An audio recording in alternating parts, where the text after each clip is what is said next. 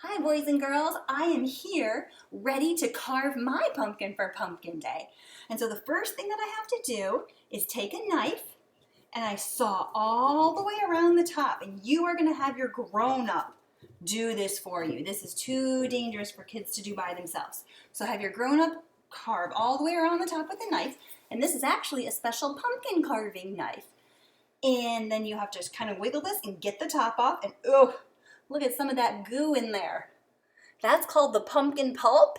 And do you see the pumpkin seeds? And they're so much bigger than those apple seeds, aren't they? And they're a different color.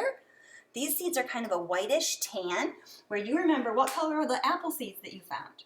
Yeah, and about how big were those apple seeds?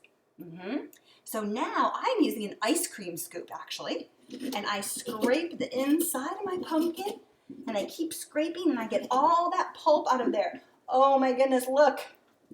Look at all this goo that comes out of my pumpkin. All right, put that down.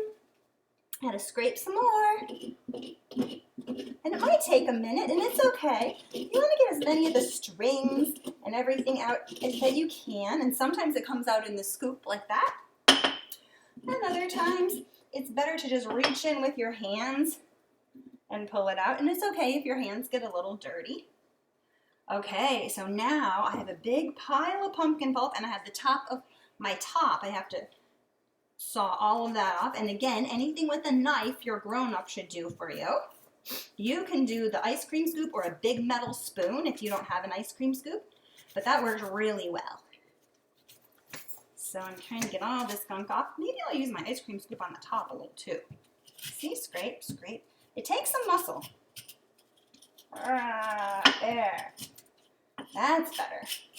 Because if you're going to put a candle inside your pumpkin and light it, you can't have any strings hanging down because that is a little bit of a fire hazard. So now my pumpkin gets off to the side, and now I have to get into my pulp and start pulling the seeds out. Try not to get any of the pulp, the orange stuff, in with your seeds. And I'm putting my seeds in a colander here in the sink so that I can rinse them off and get as much of that orange stuff off as I can. But first I have to pick them out of the pulp. And this is something that takes a few minutes. If we were in school together, we'd all work on it together. And you guys would just all get your hands in the scoop. And some kids like it, and some kids don't. But it's not going to hurt you if you get this gunk on you. It washes right off. And it's not germy or anything like that. Hey, Mr. Avolia, are you excited for pumpkin seeds later? So excited. I know. You have to roast these. And your grown-up also has the recipe for roasting the pumpkin seeds. I sent that in the newsletter in case they're wondering where it is. And it's really easy. It's just put them in the oven with some oil and salt on them and roast them until they smell good. So grown-ups can do that. That's an easy thing to do. But before you roast them, you have to pick all of this pulp off, and you have to rinse them. Oh, I got some more pulp in there. Look, it's not supposed to be in there. So I'm almost done, just a few more seeds. And then we'll rinse them off with water and spread them on a towel, a kitchen towel or a piece of parchment till they dry. It's better to do a kitchen towel or parchment than paper towel, because sometimes they stick a little bit when as they're drying, and then you have to pick the paper towel off them before you roast them, and that's kind of a pain. So parchment or like just a kitchen towel to lay them on as they're drying. Okay, and now I start rinsing my seeds, and this feels really good actually. See, the seeds just kind of flow out and we get all of the pulp off. So when my seeds are clean, let's see. Whoops, there's some more. This is what they look like. Can you see them? Okay, that's what they look like, and then I'm going to spread them out on a towel until they dry. And when they're dry, I'm going to follow the recipe for roasting pumpkin. Actually, when they're dry, we're going to count them. So let me show you one more thing for counting them.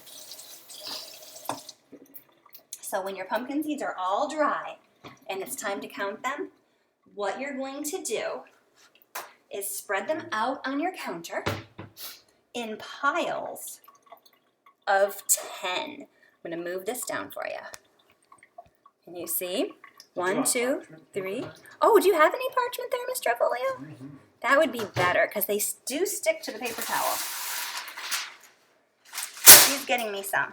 So I'm going to get my seeds. I'm going to put them in piles of 10. And that is how you're going to count your seeds. 1, 2, 3, 4, 5, 6, 7, 8, 9, 10. And that's one pile of 10. And then you're going to make another pile of 10. 1, 2, 3, 4, 5, 6, 7, 8, 9, 10. And keep going. And if you have a brother or sister or a mom or dad, any kind of grown-up grandma and grandpa that wants to help you with this, that's fine. Because you're going to be surprised how many seeds are in your pumpkin. 1, 2, 3, 4, 5, 6, 7, 8, 9. One more. 10. And just keep going until you've counted out all your seeds into piles of 10. And then when we get together at math time, we are going to figure out how to record how many seeds you have in your pumpkin all together. But this is a really good way to start, all in piles of 10.